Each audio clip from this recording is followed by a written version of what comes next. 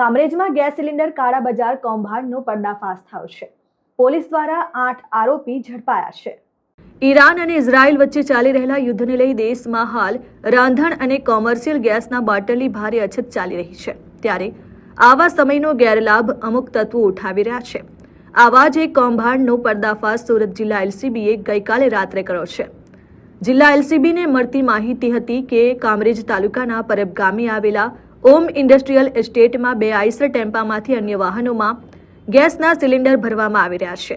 જેના આધારે જિલ્લા એલસીબીની ટીમ દ્વારા બાતમીવાળા સ્થળે દરોડા પાડવામાં આવ્યા। પોલીસે સ્થળ પરથી મળી આવેલા લોકોની પૂછપરછ કરતા તેમની પાસે કોઈ પણ પ્રકારના બિલ કે કોઈ જરૂરી દસ્તાવેજી પુરાવા મળી આવ્યા ન હતા, જેથી પોલીસને શંકા જતા તમામ લોકોને મુદ્દામાલ સાથે અટકાયત કરી લેવામાં આવ્યા હતા।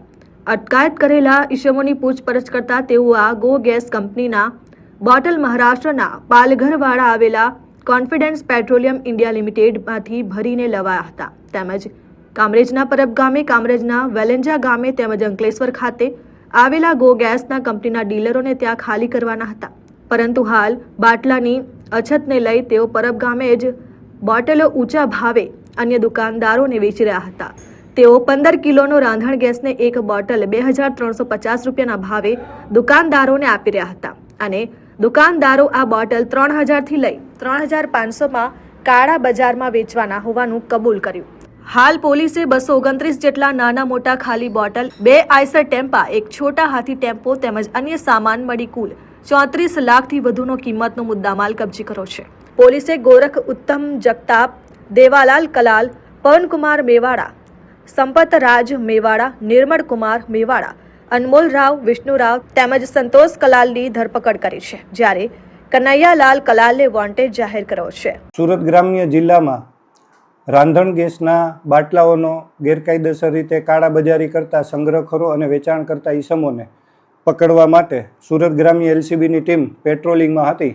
તે દરમિયાન તેમને બાતમી મળેલ કે કામરેજના પરબ હોમ ઇન્ડસ્ટ્રીયલ વિસ્તારમાં દેવા મારવાડી નામનો વ્યક્તિ રોડ ઉપર વાહનો પોતાના આઈસર ટેમ્પોમાંથી બીજા વાહનોમાં રાંધણ ગેસના બાટલા અનલોડિંગ કરી રહેલ છે। જે બાતમીના આધારે એલસીબીની ટીમ સદર જગ્યાએ પહોંચતા 8 આરોપીઓ તેમજ એક વોન્ટેડ આરોપી અને 229 બાટલા ભરેલા અને 153 ખાલી બાટલા મળી આવેલ, જે ગેરકાયદેસર રીતે સંગ્રહખોરી કરી અને વેચાણ કરતા હતા, જે બાબતેની કામરેજ પોલીસ સ્ટેશનમાં વિગતવારની ફરિયાદ આપેલ છે, જેની તપાસ હાલ ચાલુ છે।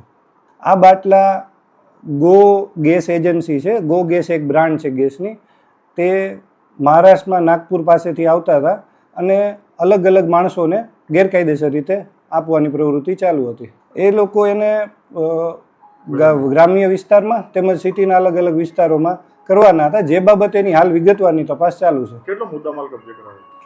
બધો થઈને 34 લાખ રૂપિયાનો મુદ્દામાલ કબજે કરાયેલ છે। તેમાં 229 ભરેલા બાટલા છે અને 153 ખાલી બાટલા છે। Bureau report, RN news, Kamrej.